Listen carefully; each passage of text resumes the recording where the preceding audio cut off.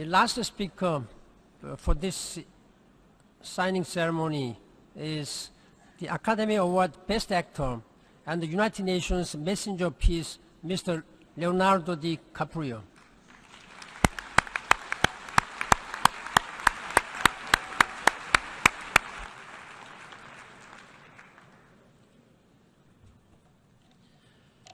Thank you, Mr. Secretary General, for the honor to address this body once more. And thanks to the distinguished climate leaders assembled here today who are ready to take action. President Abraham Lincoln was also thinking of bold action 150 years ago when he said, "The dogmas of the quiet past are inadequate to the stormy present. As our case is new, so we must think anew and act anew. We must disenthrall ourselves, and then we shall save our country." He was speaking before the U.S. Congress to confront the defining issue of his time, slavery. Everyone knew it had to end, but no one had the political will to stop it.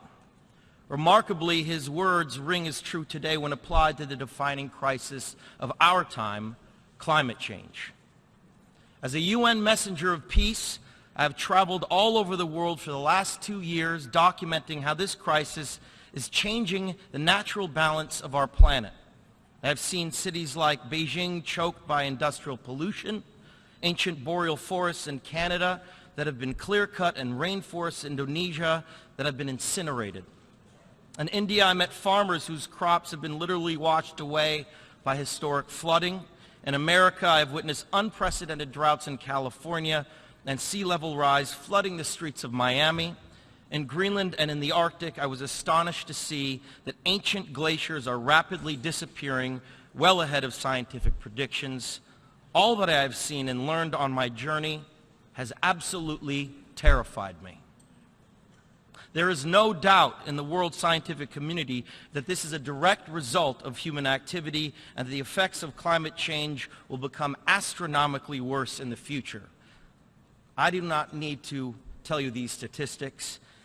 You know them better than I do, but more importantly, you know what will happen if this scourge is left unchecked. You know that climate change is happening faster than even the most pessimistic of scientists warned us decades ago. It has become a runaway freight train, bringing with it an impending disaster for all living things. Now think about the shame that each of us will carry when our children and grandchildren look back and realize that we had the means of stopping this devastation, but simply lacked the political will to do so. Yes, we have achieved the Paris Agreement. More countries have come together here to sign this agreement today than for any other cause in the history of humankind, and that is reason for hope. But unfortunately, the evidence shows us that it will not be enough. Our planet cannot be saved unless we leave fossil fuels in the ground where they belong.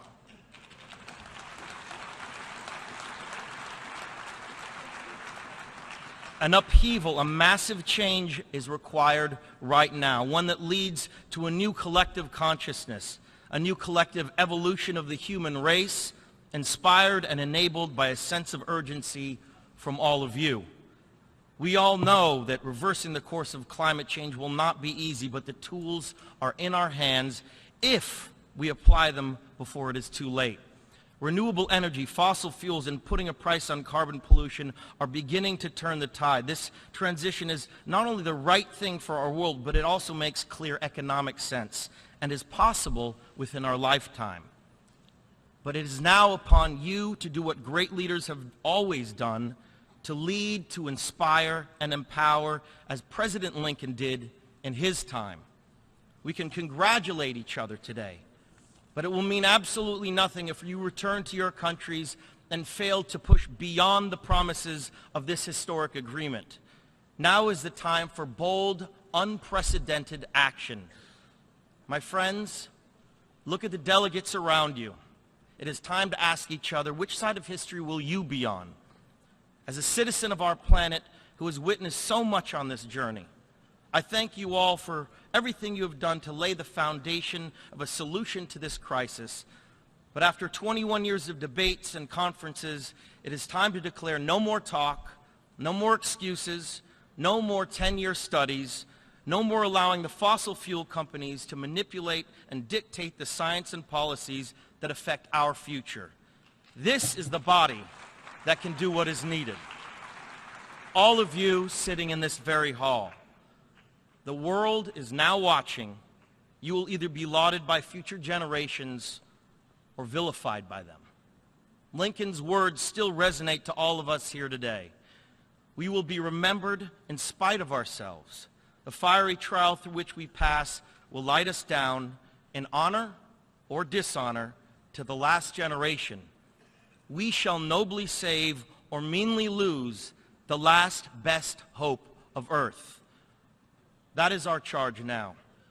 You are the last best hope of earth. We ask you to protect it, or we and all living things we cherish are history. Thank you very much.